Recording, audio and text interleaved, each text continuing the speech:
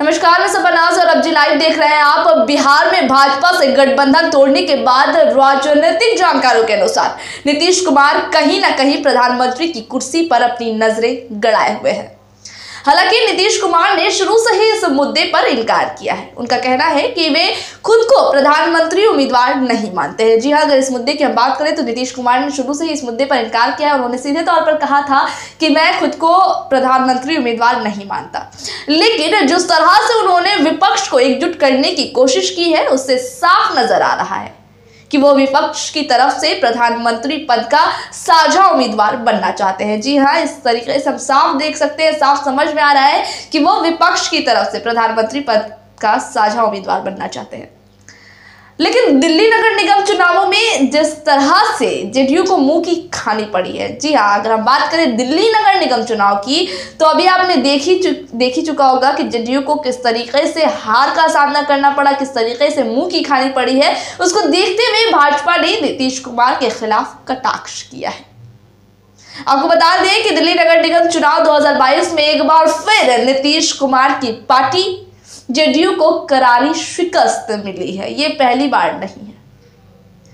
आम आदमी पार्टी ने एमसीडी चुनाव में बीजेपी का 15 साल से चला आ रहा राज्य खत्म कर दिया। जी हां, 15 साल से बीजेपी का राज्य चल रहा था, जिसे आम आदमी पार्टी ने इस एमसीडी चुनाव में खत्म कर दिया।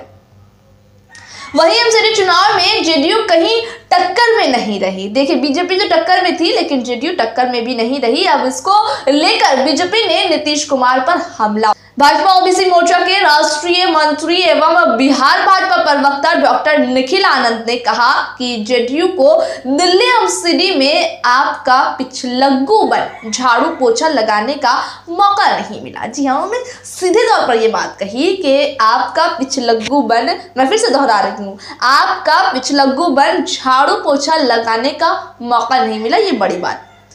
उन्होंने कहा कि 2012 में उत्तर प्रदेश विधानसभा चुनाव में जेडीयू 403 सीटों पर लड़ी, जिसमें 402 पर जमानत जब्त हुई थी।